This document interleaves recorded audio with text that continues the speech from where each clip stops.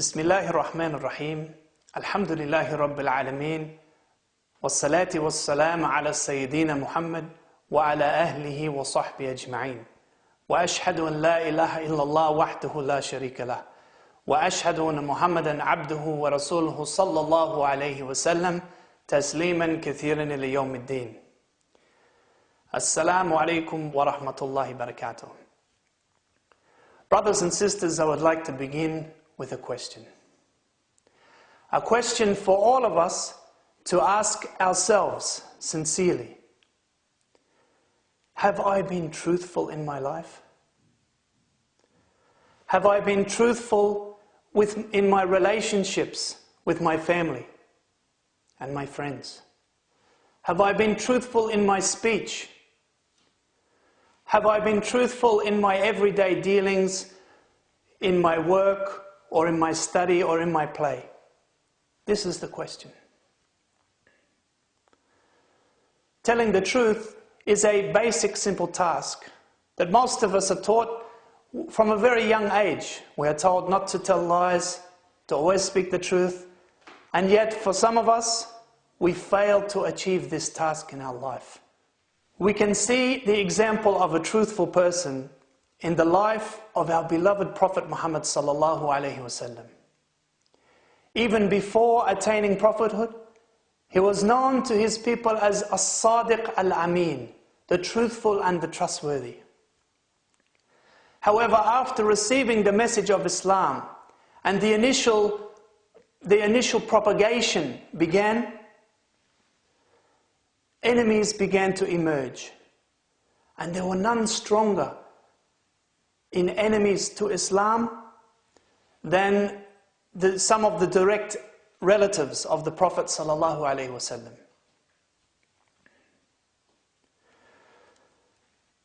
These people, who were not only the relatives of the Prophet Muhammad sallallahu alaihi wasallam, they were also the leaders of Mecca, the leaders of the city. And they tried every measure to stop the message of Islam from spreading. They tortured the believers, they beat them, they placed them in prison, they even placed a boycott on them so that they were not allowed to trade with any of the people inside Mecca. However, despite this hatred that they had in their hearts towards Islam, they never doubted the trustworthiness of the Prophet Muhammad sallallahu alaihi wasallam. And this can be seen in the hijrah of the Prophet sallallahu alaihi wasallam, the migration from Mecca to Medina. When the Prophet sallallahu alaihi wasallam migrated, he left Ali, his cousin, radiyallahu anhu, in the house of the Prophet sallallahu alaihi wasallam to sleep on his bed. And he did this for two reasons. The first was, of course, to trick the disbelievers who were coming to kill the Prophet sallallahu alaihi wasallam, to make so that they would not follow the Prophet sallallahu alaihi wasallam on his hijrah. But the second reason was so that Ali radiallahu anhu could return their property to them, that they had left to the Prophet sallallahu alaihi wasallam as a trust or an amana. So even though these people were the enemies of Islam, and they had been trying now for 13 years to destroy Islam and killing Muslims, the Prophet ﷺ remained honest and had all of their belongings returned to their rightful owners.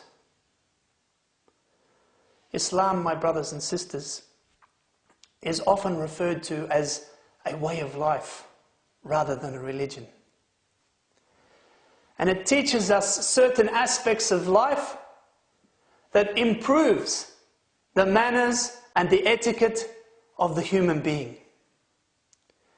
And truth is one of these manners and etiquettes that everybody loves to hear and everybody loves to see. In a narration from the Prophet sallallahu alaihi wasallam, he said in the English language, "Verily truth leads to goodness, and verily goodness leads to paradise. And a man does not continue speaking the truth except that he becomes truthful. And verily a lie leads to evilness, and verily evilness leads to hellfire.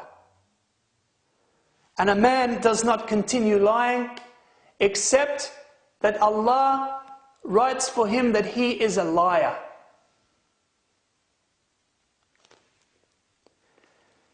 In the first part of this hadith, my brothers and sisters, the Prophet ﷺ is saying that truth leads to goodness. So the one who has a habit of speaking the truth, he's always telling the truth, this encourages him to do other good deeds. In his work, in his worship, in his dealings with his family, he becomes truthful. And this leads him closer and closer to the paradise. However, brothers and sisters, let me tell you something about the paradise. What do we know about the paradise? We know what Allah subhanahu wa ta'ala has told us about the paradise. لا يسمعون فيها لغوا ولا كذابا. There will be no dirty or false or evil talk, and there will be no lying. No lying. So if there was a Muslim who was a liar in this world, and we know from our Aqidah that the one who believes in La ilaha illallah sincerely, he will go to paradise, even if he was a sinner. This Muslim who was a liar, yet he believed in La ilaha illallah, he will have to spend some time in the fire, in what we would say a cleansing period. He would receive the punishment of Allah subhanahu wa ta'ala. He would be punished for his lies. And when Allah wills that he is to be taken out of the fire, when his punishment is enough, then Allah subhanahu wa ta'ala will grant him paradise. And he will never, ever, ever, ever tell a lie again in paradise. Brothers and sisters, in the second part of this hadith, the Prophet ﷺ says that a lie leads to evilness, and evilness leads to the fire. And this is because, brothers and sisters, when you tell a lie, you're opening the gates to shaitan to come and take hold of your life. And you're pushing yourself further and further away from Allah's happiness. Allah does not like lies.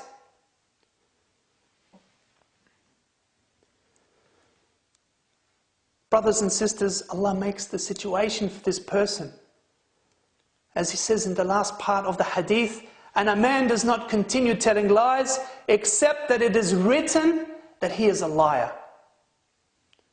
Allah subhanahu wa ta'ala makes the situation for the one who tells these lies, He makes it so bad that the whole world, the whole of the creation, recognizes this person as a liar. He is a liar. And you've probably seen it. I've seen it, and I'm sure you've seen it. Everybody knows somebody who everybody recognizes him as a liar. If you ask them, what about this guy, Fulan? They will say he's a liar. And being a liar is one of the most degrading things that you can ever be called. Even if you ask a liar, if you come across a liar and you say to him, you're lying, I know you're lying, what does he do? His face turns red and smoke comes out his ears. And he says, you calling me a liar? And sometimes it even ends up in a punch-up, in a fight, because he hates to be called a liar. So brothers and sisters, we can see in this hadith that someone who tells lies, Allah will make it written upon him that everyone will see him as a liar. And in some cultures, especially mine, we have this new invention called the little white lie. Not the big black lie, the little white lie. Have you heard of this? The little white lie. And they say it's okay to say the little white lie. The big black lie, you're not allowed to say. But the little white lie, it's okay. But in Islam, brothers and sisters, we don't have any little white lie or yellow lie or any color of lies. Lies are all the same. If you lie, you will be punished for your lie, and it will be written in your books. And you will face Allah subhanahu wa ta'ala. So brothers and sisters, I advise myself and then you to be extra cautious of this, extra cautious of these things. Next time the shaitan is calling you or inviting you to tell a lie, remember that it can lead you to the hellfire. I ask Allah subhanahu wa ta'ala to make us of those who are in the paradise, in the Firdaus al-A'la. Subhanaka wa bihamdika ashhadu an la ilaha illa anta astaghfiruka wa atubu ilayk.